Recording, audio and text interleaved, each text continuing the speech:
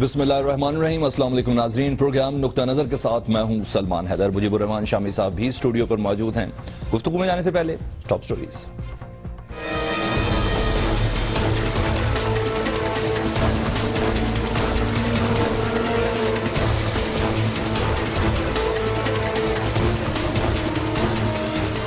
مخالفین کا احتجاج کرنا ان کا حق ہے، لیکن حد سے تجاوز نہ کیا جائے. منفی سیاست کرنے والے پاکستان کو جیم کرنا چاہتے ہیں. 2014 میں بھی ناکام ہوئے، آج بھی ناکام ہوں گے. مستقل بجلی کے وعدے 2018 تک پورے ہوں گے. 3 سال کے وقفے کے بعد مرکزی مجلس عاملہ کے اجلاس سے وزیر اعظم کا خطاب. وکیل نے کہا کہ جی میں 15 دن کے لیے اویلیبل نہیں ہوں. اگر سلمان بٹ اویلیبل نہیں ہے تو بے شمار وکلا اویلیبل ہیں. کہ پاکستان تحریک انصاف کے جو وکلا تھے، جو ان کے نمائندگان تھے، انہوں نے الیکشن کمیشن سے ریکویسٹ کی کہ آپ ڈیٹ ہماری آگے کر دیں.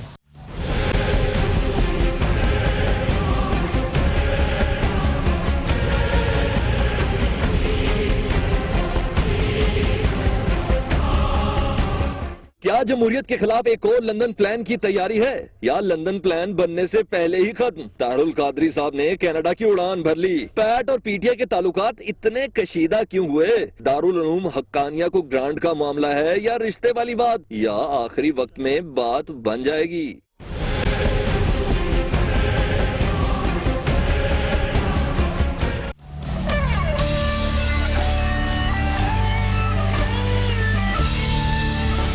معاشی اصلاحات کا اعتراف. بین الاقوامی مالیاتی فنڈ اور عالمی بینک کے سالانہ اجلاسوں کے اخبار. ایمرجنگ مارکیٹنگ نے وفاقی وزیر خزانہ اسحاق ڈار کو 2016 کے لیے جنوبی ایشیا کا بہترین وزیر خزانہ قرار دیتے ہوئے ایوارڈ سے نواز دیا.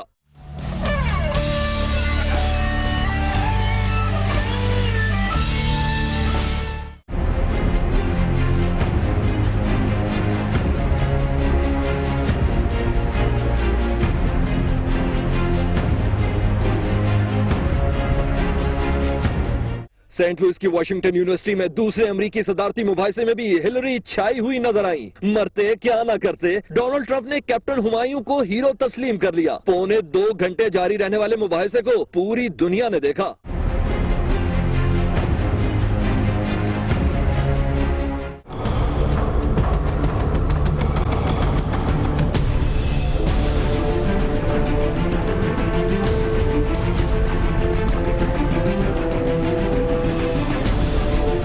ہر بات پہ کہتے ہو تم کہ تو کیا ہے، تم ہی کہو یہ انداز گفتگو کیا ہے. شاہد آفریدی اور جاوید میاں کے درمیان تلخی ختم نہ ہو سکی. بڑے بڑے نام اخلاقی گراوٹ کا شکار کیوں؟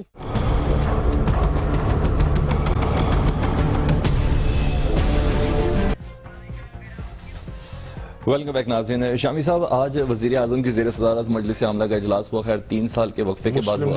مسلم لیگ نون کا مجلس عاملہ، یہ نہ سمجھ لے کوئی کہ حکومت کی مجلس عاملہ. مسلم لیگ نون کا ہے. ارادے بھی کئی بتائے اور وعدے بھی. مجلس عاملہ جو ہے وہ کیبنٹ ہوتی ہے، وہ تو ہوتا رہتا ہے. اور پہلے ایک زمانے میں یہ بات طے تھی کہ ہر بدھ کو کیبنٹ کا اجلاس ہوتا تھا.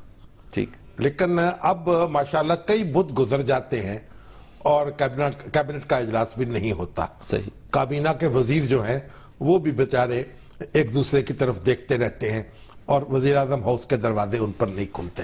لیکن بہرحال مسلم ابھی آپ نے سرخی میں بتایا کہ 3 سال بعد یہ نوبت آئی ہے. 2013 کے بعد دیر آئے درست آئے. کافی دیر نہیں سر؟ نہیں، یہ تو ہر مہینے ہونا چاہیے، ہر دوسرے تیسرے مہینے ہونا چاہیے. کیونکہ جو پارٹی ہے، پارلیمانی جو طرز حکومت ہے، اس میں تو پارٹی کا بڑا رول ہے. تو اگر پارٹی جو ہے اس سے بھی مشاورت نہ ہو یا ملاقات سے نہ ہو وزیر اعظم کے، جو صدر بھی ہے مسلم لیگ، یا تو وزیر اعظم جو ہے نا صدر مسلم لیگ کا کسی اور کو بنا دے. اب یہاں شہباز شریف صاحب جو ہیں وہ صدر ہیں پنجاب مسلم لیگ کے، اور میرا خیال ہے بلوچستان مسلم لیگ کے صدر جو ہیں وہ ثناء اللہ ظاہری صاحب ہیں. جی، ثناء اللہ ظاہری صاحب. تو اب اور پاکستان میں بڑی بحث چلتی رہی ہے کہ وزیر اعظم کو یا وزیر اعلیٰ کو صدر ہونا چاہیے پارٹی کا یا نہیں. صحیح. اور آپ دیکھیں انگلستان میں تو صدر جو ہے پارٹی کا وہ ایک وزیر ہوتا ہے، یعنی وزیر اعظم خود پارٹی کا صدر نہیں ہوتا. صحیح. اور بھارت میں بھی میرا خیال ہے مودی صاحب جو ہے وہ کانگریس کے صدر نہیں ہیں. جی جی سوری بی جے پی کے سوری بی جے پی کے صدر نہیں ہیں. اور کانگریس کی جو حکومت تھی اس میں منموہن سنگھ جو تھے وہ وزیر اعظم تھے, لیکن سونیا گاندھی سربراہ ہے کانگریس کی. تو یعنی ایک زمانے میں پاکستان میں مطالبہ ہوتا تھا کہ وزیر اعظم کو صدر نہیں ہونا چاہیے جماعت کا, اس سے جماعت کی کارکردگی متاثر ہوتی ہے اور وزیر اعظم توجہ نہیں دے سکتے. تبھی تو یہ 3 سال کے وقت اس لیے جب پہلے بالکل ابتدا میں صحیح جب مسلم لیگ کی صدارت سے قائد اعظم محمد علی جناح نے استعفیٰ دیا, صحیح, اور کیونکہ وہ گورنر جنرل بن گئے تھے, اور آل انڈیا مسلم لیگ جو ہے 2 حصوں میں تقسیم ہوئی, ایک پاکستان مسلم لیگ اور ایک آل انڈیا مسلم لیگ. تو پاکستان مسلم لیگ کی جو کنوینرشپ تھی یا سربراہی سونپی گئی چودھری خلیق الزمان کو, جو مسلم لیگ کے بہت پرانے لیڈر تھے, لیکن اس کے بعد لیاقت علی خان صاحب میں اور ان میں بنی نہیں. نتیجہ یہ کہ پھر لیاقت علی خان صاحب نے خود صدارت سنبھال لی اور چودھری خلیق الزمان صاحب جو ہیں وہ الگ ہو گئے. پھر جب چودھری محمد علی وزیر اعظم ہوئے تو اس وقت انہوں نے سردار عبدالرب نشتر کو صدر بنوایا. صحیح, تو سردار عبدالرب نشتر میں اور چودھری محمد علی میں بھی بنی نہیں. صحیح. تو بہرحال یہ ایک, اب اس کے بعد بھٹو صاحب جو تھے وہ خود چیئرمین رہے اور وزیر اعظم بھی رہے. پھر جنیجو صاحب جو ہیں صدر ہوئے مسلم لیگ کے اور وزیر اعظم بھی رہے, یعنی وزیر اعظم پہلے بنے, صدر مسلم لیگ کے بعد میں بنے. تو نواز شریف صاحب نے بھی یہ تجربہ جو ہے اس سے یہ سیکھا کہ پارٹی کی صدارت کسی اور کو نہیں دینی چاہیے. تو اب پارٹی کی صدارت اور حکومت دونوں ان کے ہاں ماشاءاللہ ان کے حرم میں داخل ہیں. آپ سے بات کرنے کا یہ فائدہ ہوتا ہے کہ ایک ٹاپک چھیڑیں اور ہسٹری پوری کھل کے سامنے آ جاتی ہے. عابد ہمارے ساتھ موجود ہیں, نواز شریف صاحب کی 2 بیگمات ہیں, ایک تو بیگمات یعنی ایک حکومت ہے اور ایک مسلم لیگ ہے, اور تیسری بیگم ان کی ریئل ہے. میں کچھ اور سمجھا تھا. عابد صاحب ہیں, السلام علیکم عابد. تو 3 ہو گئی 2 کی بجائے. ہاں جی, آج بتائیے کیا ہوا مسلم لیگ کے اجلاس میں ورکنگ کمیٹی میں؟ جی دیکھیے, آج جو اجلاس ہوا شامی صاحب, اس اجلاس میں وزیر اعظم نواز شریف نے کراچی آپریشن, سی پیک, حکومتی کارکردگی اور نام لیے بغیر تحریک انصاف اور عمران خان کا ذکر کیا, اور ان کا یہ کہنا تھا کہ تمام اسٹیک ہولڈرز کی مشاورت سے کراچی آپریشن شروع کیا گیا اور اس آپریشن کے مثبت نتائج برآمد ہو رہے ہیں. اس کے علاوہ انہوں نے عمران خان کا نام لیے بغیر کہا کہ ہمارا ایجنڈا ترقی کا ایجنڈا ہے, جبکہ کچھ لوگ ترقی کے ایجنڈے کو ڈی ریل کرنا چاہتے ہیں اور یہ لوگ صرف احتجاج پر یقین رکھتے ہیں. وزیر اعظم نے یہاں پر ان کا احتجاج کا حق تسلیم کیا, تاہم ان کا یہ کہنا تھا کہ یہ احتجاج حدود و قیود کے اندر ہونا چاہیے, اس سے تجاوز نہیں کرنا چاہیے. اور ان کا یہ بھی کہنا تھا کہ کچھ لوگ اپنی منفی سیاست سے پاکستان کو مفلوج بنانا چاہتے ہیں. وزیر اعظم نے دھرنے کا حوالہ دیتے ہوئے کہا کہ جس طرح 2014 میں اپنی انہوں نے کوشش کی ہے ایک, لیکن اس میں ناکام ہوئے, اس مرتبہ بھی یہ اس سے زیادہ بری طرح ناکام ہو گئے. اس کے علاوہ شامی صاحب اور سلمان صاحب انہوں نے جو ہے وہ کشمیر کا بھی ذکر کیا اور برہان مانی کو ایک دفعہ پھر مجاہد حریت قرار دیا, اور یہ کہا کہ پاکستان کشمیروں کی اخلاقی, سفارتی اور سیاسی حمایت جاری رکھے گا, اور اگر بھارتی وزیر اعظم یہ سمجھتے ہیں کہ کشمیر کی تحریک آزادی کو وہ دہشت گردی سے لنک کر دیں گے تو وہ یہ غلط سوچتے ہیں. انہوں نے سی پیک کا حوالہ دیا کہ $40 ارب کا منصوبہ ہے, ترقی ہو رہی ہے. اس کے علاوہ ان کا یہ کہنا تھا کہ 1000 ارب کے موٹر ویز بنیں گے, سی پیک کے تحت ہائی ویز بنیں گے, اور 18 ماہ میں نئے 46 ہسپتال قائم کیے جائیں گے. جی نہیں, الیکشن کا بھی مسلم لیگ نون کے جو انتخابات ہیں ان کا بھی تو اعلان کیا گیا ہے. جی اس حوالے سے جی میں بتاتا ہوں آپ کو. اس حوالے سے یہ ہے جی کہ مسلم لیگ نون کے جو الیکشن 17 اکتوبر کو ہونے تھے اس کی ڈیٹ ایک دن آگے بڑھا دی گئی ہے, اور اب یہ 18 اکتوبر کو ہوں گے. اور اس حوالے سے جو ہے چودھری جعفر اقبال جو سابق ڈپٹی اسپیکر ہیں قومی اسمبلی کے, ان کو یہ ذمہ داری دی گئی ہے چیف الیکشن کمشنر کے طور پر کہ وہ یہ الیکشن کنڈکٹ کرائیں, اور اس حوالے سے ان کے انڈر ایک کمیٹی بھی قائم کر دی گئی ہے تاکہ یہ 18 اکتوبر کو الیکشن کا جو مرحلہ ہے یہ صاف و شفاف طریقے سے سر انجام پائے. ٹھیک, بہت شکریہ عابد, بہت شکریہ عابد. سر وہی وزیر اعظم نے اپنے آج جو اجلاس ہے مسلم لیگ نون کا مجلس عاملہ کا, اس میں وعدے بھی بتائے, ارادے بھی بتائے. 2018 تک نا یعنی لوڈ شیڈنگ کا مسئلہ ختم ہو جائے گا, اور جو مسلم لیگ نون کی حکومت کی کارکردگی کا اس کا تفصیل سے ذکر کیا, اور عمران خان صاحب کے بھی بارے میں ایک غم و غصہ تو ہے ان کے اظہار میں کہ بھئی یہ ترقی کا پہیہ جو ہے اس کو پیچھے لے جانا چاہتے ہیں. پرائم منسٹر کے لہجے میں بڑا مدبرانہ بن ہوتا ہے ایز کمپیئر ٹو باقی جو لیڈرز ہیں. وہ تو نہیں, وہ تو پرائم منسٹر ذرا احتیاط سے بات کرتے ہیں, اور لیکن جب اپوزیشن میں ہوتے ہیں تو صحیح. اس وقت معاملہ ذرا مختلف ہوتا ہے. صحیح. جب حکومت میں ہو تو پھر احتیاط ہونی چاہیے. اچھا شامی صاحب آج ایک اور بھی ایک اہم میٹنگ ہوئی, بڑوں کی میٹنگ ہوئی, وزیر اعظم آرمی چیف کی ملاقات بھی ہوئی تھی. دیکھیے اس طرف بھی آتے ہیں. ٹھیک. یعنی یہ میٹنگ ہوئی, راحیل شریف صاحب جو ہیں جی. ہمارے چیف آف آرمی سٹاف, جی. وہ وزیر اعظم ہاؤس تشریف لائے, وزیر اعظم سے ملاقات کی. انہوں نے یہ کہنا چاہتے ہیں جی بالکل. اور کون شامل تھا؟ وزیر داخلہ تھے, وزیر خزانہ تھے, D G I S I تھے, وزیر پنجاب تھے, وزیر اعلیٰ پنجاب تھے, خادم اعلیٰ جنرل. جی بالکل. آج انہوں نے سیف سٹی کا جو ایک منصوبہ تھا جی. اس کا افتتاح کرنا تھا, لیکن وہ افتتاح نہیں ہو سکا کیونکہ وہ چلے گئے ہنگامی طور پر اسلام آباد. صحیح. تو اس میں وہ جو اجلاس ہے اس کی ایک پریس ریلیز جاری ہوئی ہے. جی. اور اس میں جو ڈان کی خبر تھی جی بالکل, جس کے جو ایک اجلاس وزیر اعظم ہاؤس میں ہونے والا, اس کی تفصیلات دی گئی تھیں اور سول اور فوجی حکام کے درمیان جو گفتگو ہے اس کے حوالہ دیا گیا تھا. اور یہ کہا گیا تھا کہ وزیر اعلیٰ پنجاب نے ڈی جی آئی ایس کو کہا کہ جب ہم کوئی کارروائی کرتے ہیں بعض گروپوں کے خلاف تو ہمیں روک دیا جاتا ہے. اور یہ تاثر یہ تھا کہ گویا حکومت میں اور فوج میں ایک فاصلہ ہے, موجودہ جو نان سٹیٹ ایکٹرز ہیں ان کو نبٹنے کے حوالے سے بھی اور سیکورٹی صورتحال کے بارے میں عہدہ برا ہونے کے حوالے سے بھی. تو اس پر ملک بھر میں بحث ہوئی اور منفی مثبت دونوں طریقے سے لوگوں نے رائے کا اظہار کیا. بعض لوگوں نے بغلیں بجائیں اور بعض نے دانتوں میں انگلیاں داب لی کہ اس طرح یہ ذرا انہوں نے قبضہ کی غیر محتاط رپورٹنگ ہے. تو جو آج کا اجلاس ہے اس میں بھی اس بات پر بڑا اضطراب کا اظہار کیا گیا کہ یہ رپورٹنگ جو تھی یہ درست نہیں ہے اور جو تفصیل بیان کی گئی ہے میٹنگ کی وہ غلط ہے, حقائق کے خلاف ہے. وہ بڑے سخت الفاظ میں اس سے اظہار بیرت کیا گیا. تشویش کا اظہار بھی ساتھ یہ بھی کہا گیا کہ فوراً اس بندے کی نشاندہی ہونی چاہیے. نہیں, وزیر اعظم یہ منسوب ہوا ہے ان سے یہ کہ وزیر اعظم جو ہے انہوں نے کہا کہ سخت ایکشن لیا جائے اس کے ذمہ داروں پر. صحیح. اب پتہ نہیں اس سے کیا مراد ہے. اس سے مراد ہے جو لیک کرنے والے ہیں یا جو یہ اس طرح کے فیڈ کرنے والے ہیں ان کی گوشمالی ہونی چاہیے, یا خبر چھاپنے والے جو ہیں کو ان سے باز پرس ہونی چاہیے, یا ان سے جنہوں نے گفتگو کی ہے یہ کہتے کہ یہ آف دا ریکارڈ ہے, نہیں کی ہے مبینہ طور پر. جی بالکل. بات اصل میں یہ کہ اب اس کے بارے میں مجھے سٹرن ایکشن سمجھ میں نہیں آیا کہ کیا ہوگا. دیکھیے بات یہ ہے کہ اخبارات جو ہیں ان میں جو بھی خبریں چھپتی ہیں اسپیکولیٹو بھی ہوتی ہیں. بعض اوقات ہمارے کامران خان صاحب نے اس خبر پہ تبصرہ کرتے ہوئے کہا تھا کہ خبر کی تردید ہو جاتی ہے بڑا پھر بھی وہ خبر موجود رہتی ہے.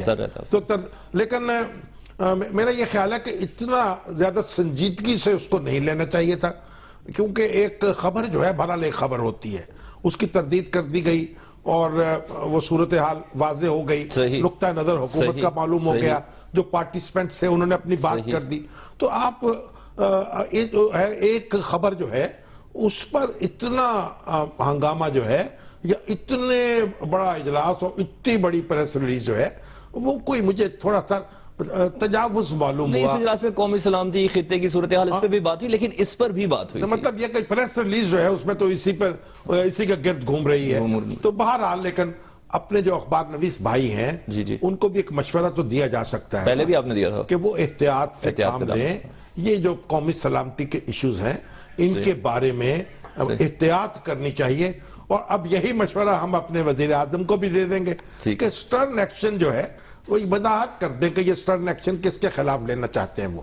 تو ایک میڈیا جو ہے اس کے بارے میں بھی ذرا احتیاط کرنی چاہیے. بات شامی صاحب ادھر پروگرام میں وقت ہو گیا ایک بریک کا, اور سیاسی جماعتوں اور سیاسی رہنماؤں کو بھی جو اسپیشلی جو ڈیٹ دے دی گئی ہے 30 اکتوبر کی, کس قسم کی احتیاط کا سامنا کرنا ہوگا اور کس طرح کے رموز پر چلنا ہوگا, اس پر بات کر لیں گے اس بریک کے بعد.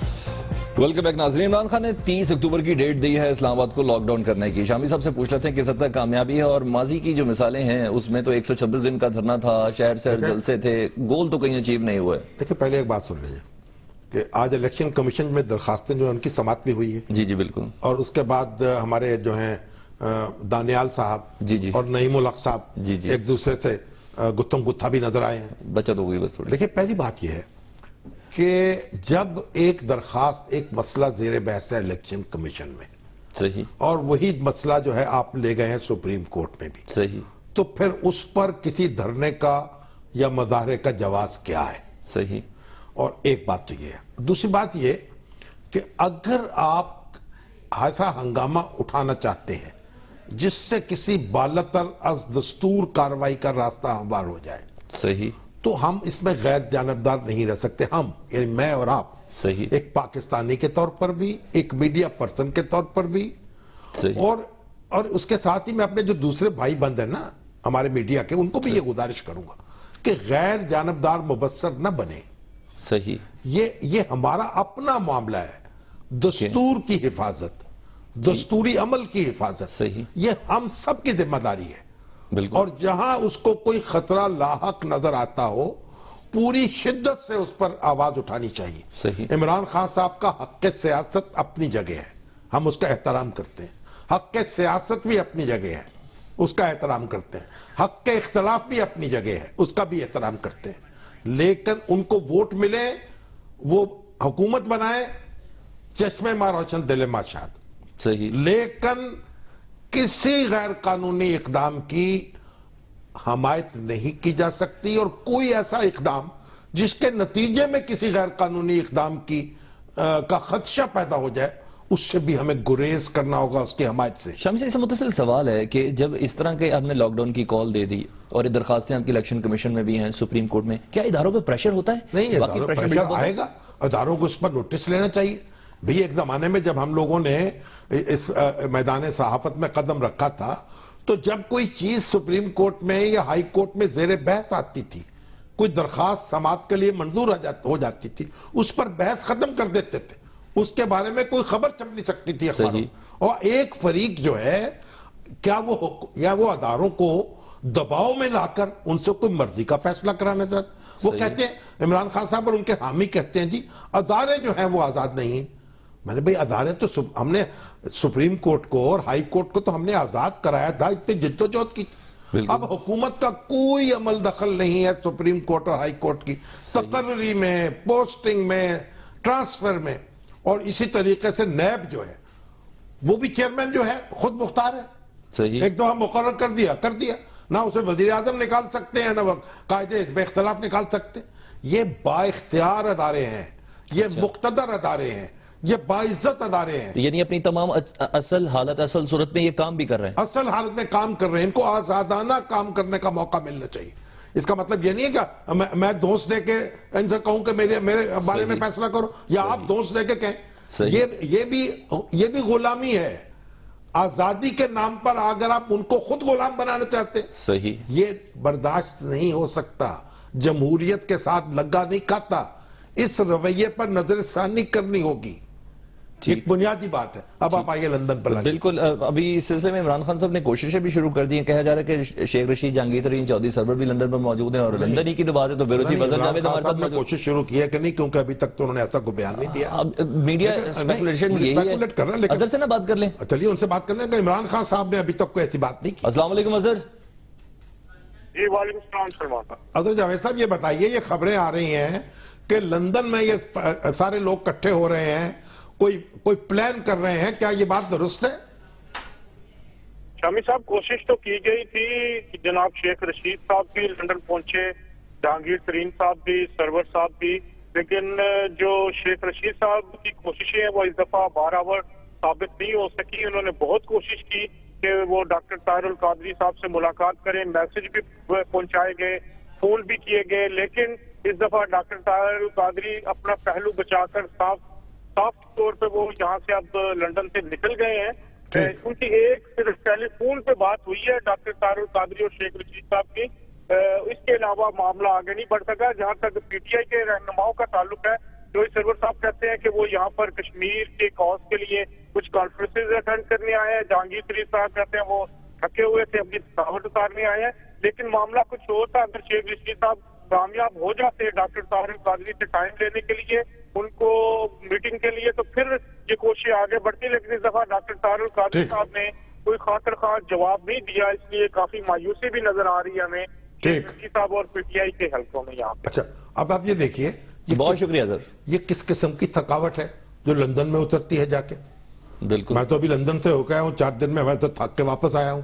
صحیح. اور وہ کہتے ہیں تھک کے میں وہاں گیا ہوں. یہ تو عجب اپنی دنیا ہے بھائی. اور آپ دیکھیے وہ چودھری سرور صاحب ہمارے تھے, ہم کشمیر کی آزادی کی تحریک کے سلسلے میں یہاں آئے ہیں. اور بھائی آپ کشمیر کی آزادی کی تحریک چلانا چاہتے ہیں یا پاکستان کی غلامی کی تحریک چلانا چاہتے ہیں؟ صحیح. یعنی یہ چاہتے ہیں کہ وہاں تو بھارتی فوج ہے, اس نے قبضہ کر رکھا ہے کشمیر پر. صحیح. تو کوشش یہ کر رہے ہیں ایسے حالات پیدا کیے جائیں کہ پاکستانی فوج جو ہے اس کو مجبور کیا جائے صحیح. کہ وہ پاکستان اسلام آباد پہ قبضہ کر لے صحیح. اور ہمارا دستور تہہ والا ہو جائے. کیا باتیں کر رہے ہیں آپ بھائی؟ پاکستان واپس آئیے اور یہاں سیاست کیجئے, اور کشمیر جو ہے اس کو اس کے آپ کے وہاں جائے بغیر بھی اس کی تحریک چل رہی ہے اور آپ کے بغیر بھی چلتی رہے گی. اچھا, ویسے اتنی پراسراریت کیوں ہے پیٹ کے ورکرز کو ساتھ رکھنے کی؟ آپ کو کیا لگتا ہے؟ پیٹ جو ہے نا, پیٹ کی بہت بڑی طاقت ہے. اس کے ووٹرز کم ہو سکتے ہیں, لیکن جتنے اس کے سپورٹرز ہیں اتنے ووٹرز ہیں. وہ لوہے کے چنے ہیں جو طاہر القادری صاحب کے فالوورز ہیں. وہ کوئی مشقت اٹھا سکتے ہیں, وہ سر کٹا سکتے ہیں, وہ دودھ پینے والے مجنون نہیں ہیں. تو جب آپ نے کوئی ہنگامہ اٹھانا ہو تو ایسے لوہے کے چنے جو ہیں وہ بڑی ضرورت ہوتی ہے ان کی.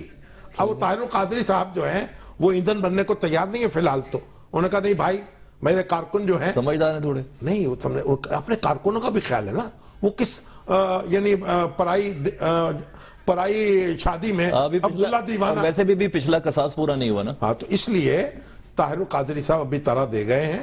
اور ان کو دیکھیے, ان کے ہاتھ کیوں وہ اپنے ہاتھ جلائیں جس کے نتیجے میں ان کے ہاتھ کچھ نہیں آنے والا. صحیح. ٹھیک. شامی صاحب, پاکستان کو ایک بہت بڑا اعزاز ملا ہمارے وزیر خزانہ کو, اور اس اعزاز کی سگنیفیکیشن کیا ہے اور انہوں نے اپنے دور حکومت میں اسپیشلی وزارت خزانہ کے دوران کیا اچیومنٹس حاصل کی ہیں, اس پر بات کریں گے اس بریک کے بعد.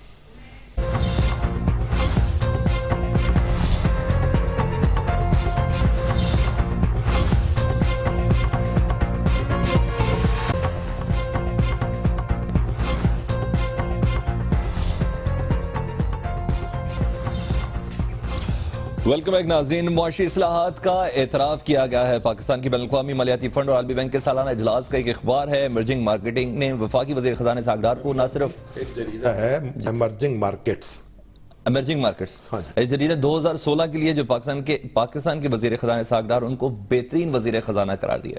جنوبی ایشیا کا. لیکن اس سے پہلے حبیب اکرم صاحب نے یہ میسج کیا ہے کہ جہانگیر ترین صاحب بیمار ہیں اور اس لیے وہ چیک اپ کے لیے وہاں گئے ہیں.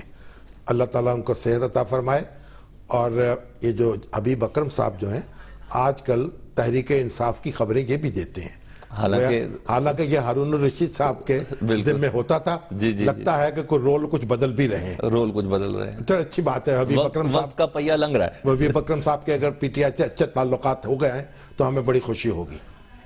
جی سر, اتنی بڑی اچیومنٹ ہے. عمر شامی بھی ہمارے ساتھ موجود ہیں. عمر سے بات یہ ہے کہ جو ہمارے اسحاق ڈار صاحب ہیں وہ ان کی جب نواز شریف صاحب کا پہلا دور تھا جس کو پرویز مشرف کی بغاوت نے ختم کیا, اس وقت جب ایٹمی دھماکہ ہوا تو سرتاج عزیز صاحب وزیر خزانہ تھے, اور انہوں نے جو غیر ملکی ہمارے اوورسیز پاکستانی ہیں, سمندر پار پاکستانی, ان کے ڈالر اکاؤنٹس تھے یہاں, ان کو فریز کر لیا تھا. صحیح. اس پہ بہت ہنگامہ مچا. اور وہ کہتے یہ کہ سرتاج عزیز صاحب نے وزیر اعظم کی اجازت کے بغیر یہ اقدام کر دیا تھا. خود ہی انہوں نے سمجھا کہ مناسب ہوگا کہ یہ روک لیا جائے اس کو. بہرحال اس کے بعد اسحاق ڈار صاحب پاکستان کے وزیر خزانہ مقرر ہوئے, اور ڈالر جو ہے اس کی قیمت روز بروز اونچی ہو رہی تھی, روپے کی قیمت گر رہی تھی. انہوں نے اس کو قابو کیا. اس وقت بڑی ان کی دھوم مچی تھی. صحیح. اور جب پرائم منسٹر گئے وہاں کلنٹن صاحب سے ملنے کے لیے, جب وہ کرگل کا معاملہ تھا, تو اس وقت بھی وہاں وائٹ ہاؤس میں بھی بڑی آؤ بھگت ہوئی ان کی, اور انہوں نے بڑا بریف کیا صدر کلنٹن کو پاکستان کی اکانومی پہ. اور ان کی اتنی شہرت ہوئی کیونکہ بڑے اچھے چارٹرڈ اکاؤنٹنٹ ہیں. اور دوسری بات یہ کہ ذاتی طور پر ایک بہت متقی اور پرہیزگار شخص ہے, نمازی, تہجد گزار. صحیح. تو ان کی ایسی شہرت ہوئی کہ جب آپ کو یاد ہوگا کہ جب نواز شریف صاحب کی اور زرداری صاحب کی ایک کولیشن بنی تھی مسلم لیگ نون اور پیپلز پارٹی کی, جی جی 2008 میں, جی جی, جبکہ وہ پھر ججوں کی بحالی کے سوال پر وہ کولیشن جلد ہی ٹوٹ گئی. تو اس میں زرداری صاحب کی خواہش تھی کہ اسحاق ڈار صاحب وزیر خزانہ بنے. اس وقت ان کی اتنی اہمیت تھی اس وقت بھی زرداری صاحب کے نزدیک. بعد میں وہ کولیشن ٹوٹ گئی.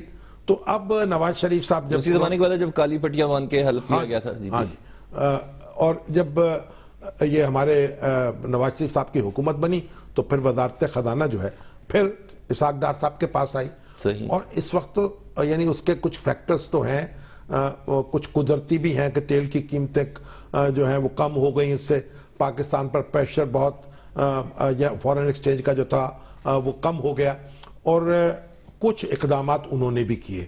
تو اب ان کی کہا جاتا ہے پاکستانی جو ہے اکانومی جو ہے وہ ایک ریوائیو ہو رہی ہے, اور ہمارا گروتھ ریٹ بڑھ گیا ہے, ہماری افراط زر کم ہوئی ہے, اور اس لحاظ سے ان کی بڑی اچیومنٹ سمجھی جا رہی ہے.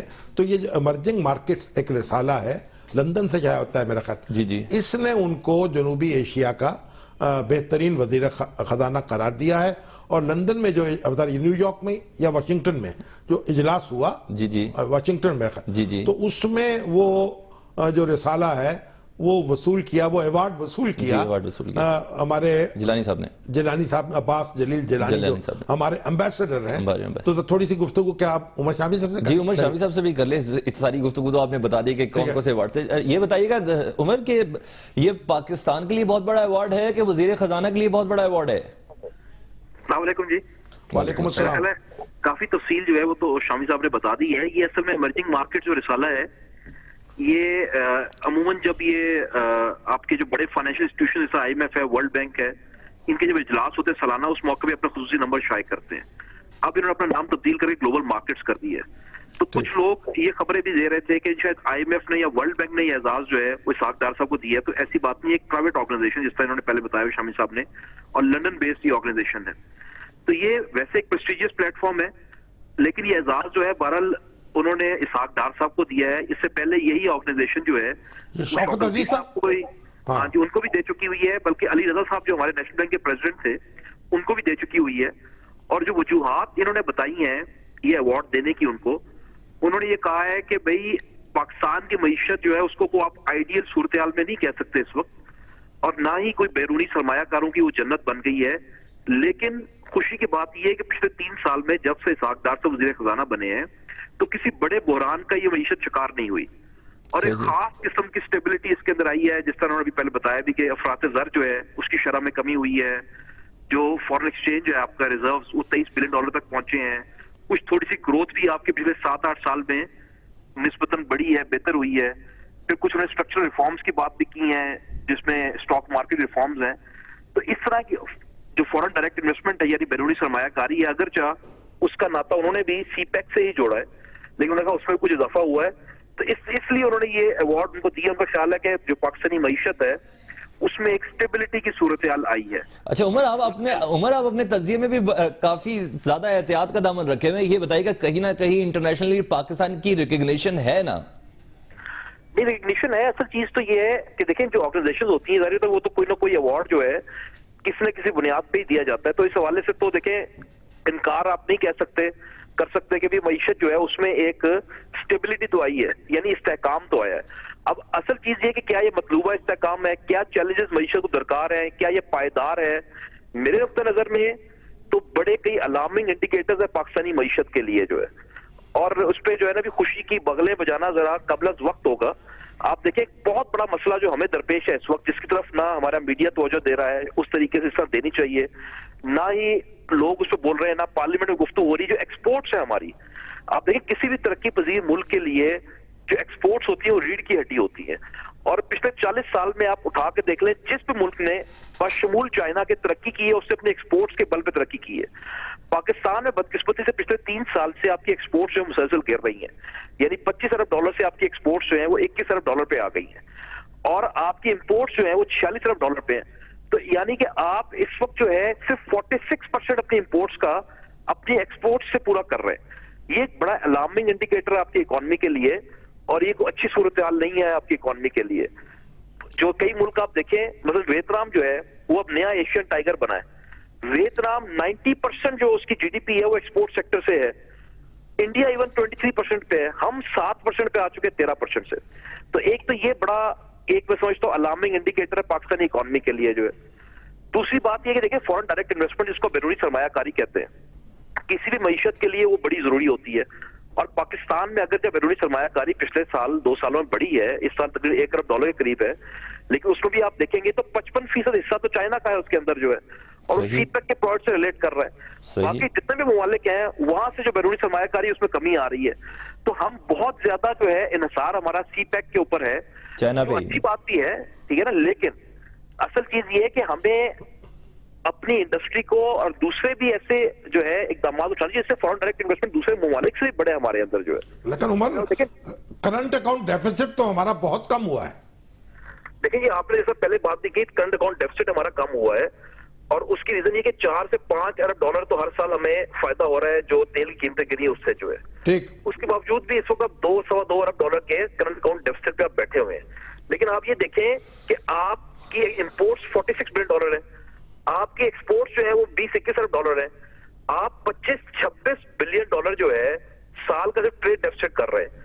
آپ کی جو ریمیٹنسز ہیں, جو آپ کی زر مبادلہ آپ کے باہر بیرون ملک پاکستانی آپ کو بھیجتے ہیں, وہ $19-20 ارب کے قریب ہے, اور اس میں بھی اس سال جو ہے تھوڑی سی کمی آئی ہے, یعنی کہ وہ بھی فلیٹ ہوا ہے. میرا کہنے کا مقصد یہ تھا کہ ہمارا جو فورن ایکسچینج ریزرو ہے جو بڑا ہے, جو اچھی بات ہے, $23 ارب کے قریب پہنچا ہوا ہے, اس کا زیادہ تر حصہ قرضوں پہ مبنی ہے جو ہم نے یا بانڈز کے ذریعے حاصل کیے ہیں, یا ہم نے آئی ایم ایف کا قرضہ ہم نے لیا, یا ہمیں سعودی عرب کی امداد $1.5 ارب کی ملی.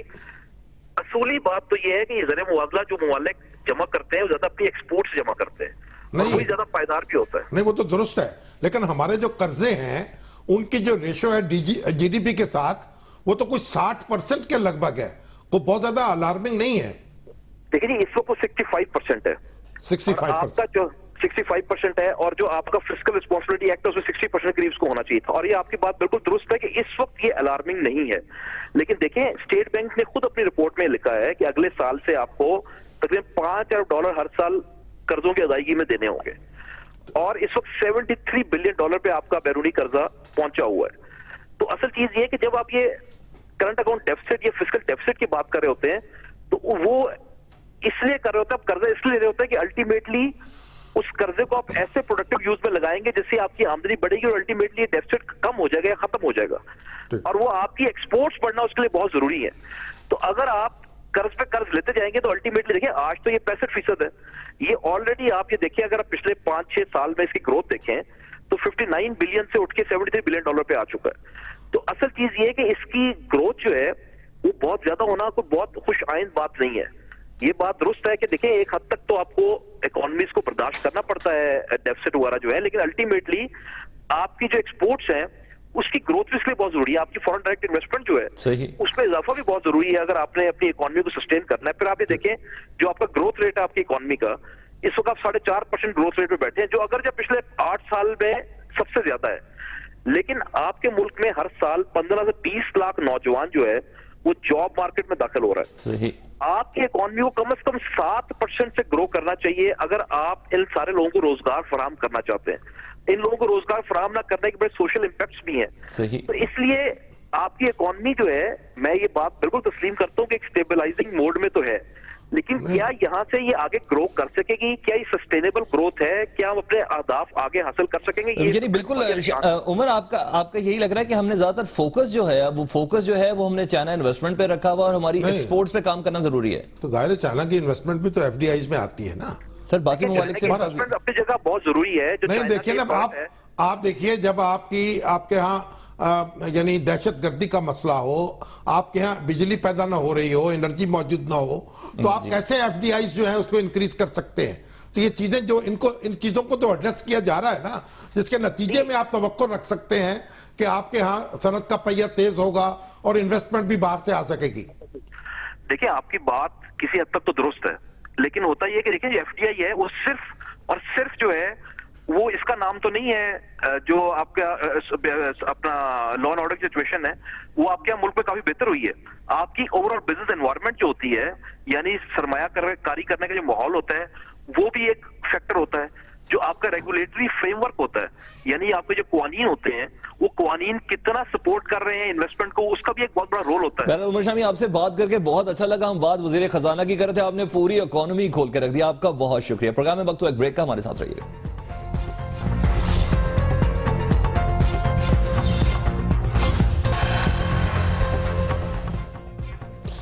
ویلکم بیک ناظرین. شامی صاحب, فرمان ہے کہ عزت دولت اور شہرت ملنے سے انسان بدلتا نہیں, بے نقاب ہوتا ہے. یہ ہمارے سینئر کرکٹرز کو کیا ہوا ہے؟ چھوٹے بڑے کی تمیز ختم ہو گئی. شاہد افریدی اور جاوید میاں سے مراد ہے میرا. اچھا, اس پہ آتے میں ایک بات کروں کہ مرتضی درانی صاحب جو ہیں سابق مشیر اطلاعات ہیں حکومت آزاد کشمیر کے, یہ کہہ رہے ہیں کہ اسحاق ڈار صاحب اب بھی پیپلز پارٹی اور مسلم لیگ نون کے درمیان پل کا کردار ادا کر رہے ہیں. اور طیب اعجاز صاحب ہیں مانامہ اردو ڈائجسٹ کے مینیجنگ ایڈیٹر بھی ہیں, بڑے بزنس مین بھی ہیں, ایک پیپر مل بھی لگا رہے ہیں چائنیز کے ساتھ مل کر.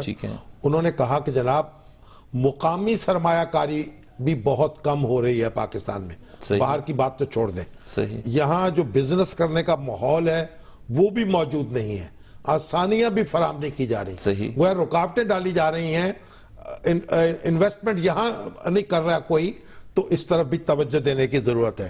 اور یہ ہمارے جو ہیں زاہد بٹ صاحب فیصل آباد سے یہ کہتے ہیں کہ ہومیوپیتھ ڈاکٹر جو ہیں ان کی بھرتی پر پابندی لگا رکھی ہے حکومت پنجاب نے, ان کی اسامیاں بھی موجود ہیں, تو وہ بھرتی جو ہے اس کی بھی اجازت دی جائے تاکہ جو ہومیوپیتھ معالج ہیں وہ بھی سرکاری نوکریاں حاصل کر سکیں.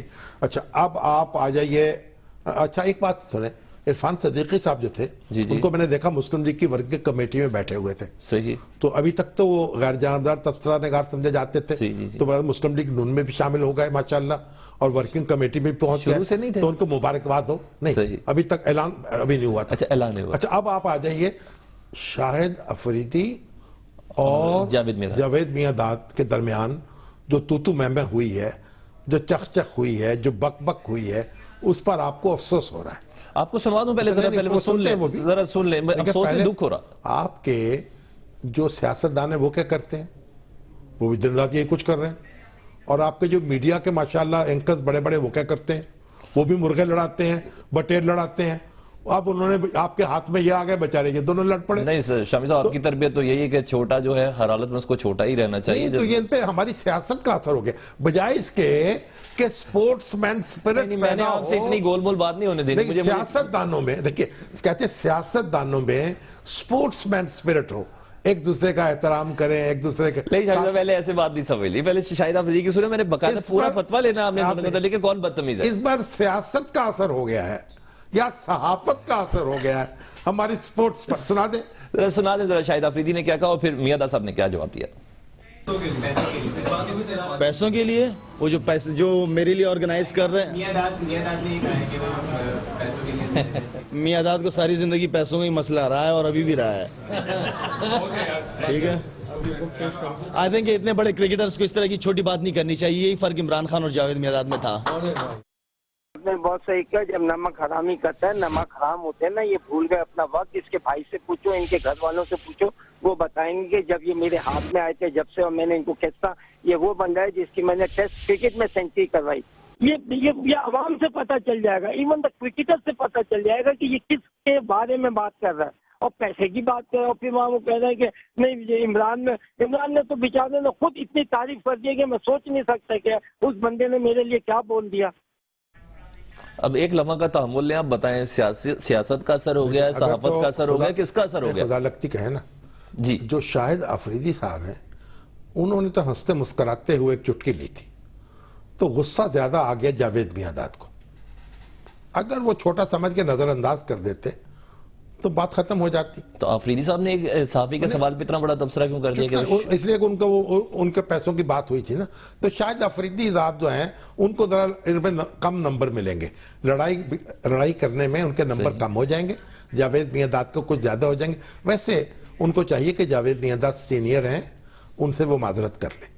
اچھا میاں صاحب نے تو یہ تو کہہ دیا کہ مجھے ماضی کی ایسی مثالیں بھی پتہ ہے کہ انہوں نے میچ فکسنگ بھی کی بھی. ہاں مطلب یہ وہی بہت ثبوت نہیں دیا, کل میری بات بھی ان سے ثبوت کوئی نہیں دیا. بہت غصے میں آ گئے نا, غصہ اتنا غصہ تھوک دینا چاہیے. جب غصہ ہے نا اتنا, یہ محرم کا مہینہ ہے, صبر کا مہینہ ہے, اور اس میں غصہ تھوک دینا چاہیے. اور آفریدی کے ٹیمپرامنٹ کو کیا ہوا کہ رات گئے کہہ رہے کہ میں معذرت چاہتا ہوں, مجھے ایسا نہیں کرنا چاہیے, صبح کہہ رہے کہ قانونی نوٹس بھجوانے کا سوچ رہا ہوں. نوجوان ہے نا, نوجوان دیکھیے ان کو تو تھوڑی بہت آپ صفائی کے نمبر دے سکتے ہیں, نوجوانی کے نمبر دے سکتے ہیں. جاوید میاں سینئر ہیں. چلیں نوجوانوں کی بات کر لیں تو پھر آج کا نوجوانوں کی ریپرزنٹیٹیو ہیلری بنی ہوئی ہے, جی جی ان کے درمیان بھی ایسی دنگا مشتی ہو رہی ہے. ابھی یہ جو مباحثہ ہوا ہے دوسرا, جی جی, اب اس میں تو انہوں نے اس میں آپ کس طرف ہے جی؟ اس میں تو ہاتھ بھی نہیں ملایا انہوں نے. جب دونوں آئے ہیں نا, ایک دوسرے سے ہاتھ نہیں ملایا. اور اس باری آپ ٹیل کس کی طرف ہے, ہیلری کی طرف ہے ٹرمپ کی طرف؟ اس وقت ابھی تو یعنی ہیلری جو ہے وہ کچھ پوائنٹس آگے ہیں, اور کہہ رہے ہیں یعنی کہا جا رہا ہے کہ بھئی مباحثہ جو ہے اس میں ان کی پرفارمنس بہتر تھی, جیت گئی مباحثہ. لیکن ایک بات میں بتاؤں کہ یہ جو ٹرمپ کے اوپر جو پریشر آیا ہوا تھا نا کہ ان کی کوئی وہ ٹیپس آ گئیں کہ انہوں نے کو بڑی لوز گفتگو کر دی خواتین کے بارے میں, اپنی بیٹی اور بیوی کو بھی رگیٹ ڈالا, تو اب وہ جو ٹیپس ریلیز ہوئیں 11 سال کے بعد, جی جی, تو اس کے بعد جو خدشہ یہ تھا کہ ٹرمپ بالکل ہی بیٹھ جائیں گے. صحیح, تو بالکل نہیں بیٹھے, ٹھیک, وہ کھڑے رہے اور بڑا حوصلے سے بات کی. پھر انہوں نے ہیلری کی تعریف بھی کر دی اور کہا کہ بڑے یہ فائٹر ہیں. اگرچہ کہ ہیلری نے کہا کہ ان کے بچے بڑے اچھے ہیں, یعنی باپ جو ہے اگر بچے اچھے ہیں تو جو پھل درخت میں لگا گا درخت بھی اچھا ہوگا. اس لیے کہا کہ وہ جیسے باپ کو شاید برداشت کر رہے ہیں, اب کیونکہ مہرحال یہ جو امریکہ میں اس طرح کی لو کمپیننگ جو ہے صحیح آج تک نہیں ہوئی ان کی تاریخ میں. صحیح, یہ ڈونلڈ ٹرمپ اور ہیلری جس طرح کی گفتگو کر رہے ہیں, اور ڈونلڈ ٹرمپ جو ہے وہ تو چوکے چھکے مار رہے تھے, صحیح, لیکن اب وہ کچھ سنبھلتے ہوئے نظر آتے ہیں. لگتا یہ ہے کہ یہ جو ٹیپیں ان کی آئی ہیں اس کے بعد تو ان کو بالکل بیٹھ جانا چاہیے. ہر جگہ کسی نہ کسی اثرات کی بات کرتے, اس باری کوئی پاکستانی سیاست کا اثر ہو گیا نہیں, پاکستان امریکہ میں بھی ماشاءاللہ اپنے طور پر بھی ایجادات بڑی ہیں. اور امریکہ انہوں نے تو جو کلنٹن کے وہ کہتے ہیں خواتین کے ساتھ پریس کانفرنس کر ڈالی, کہا کہ جنسی طور پر ان کو ہراساں کیا گیا, کلنٹن صاحب یہ کاروبار کرتے رہے. کہتے ہیں میں تو صرف باتیں کرتا ہوں, میرا تو صرف زبان چلتی ہے, ان کا تو بہت کچھ چلتا ہے. تو بہرحال یہ بڑی دلچسپ بات ہے. مگر ڈونلڈ ٹرمپ جو ہے دلچسپ آدمی ہے. جب نئے نئے آئے تھے نا تو یہاں ایک ہمارے اہود بھائی جو ہیں انہوں نے ایک کالم لکھا تھا کہ عمران خان ہماری سیاست کے ڈونلڈ ٹرمپ ہیں.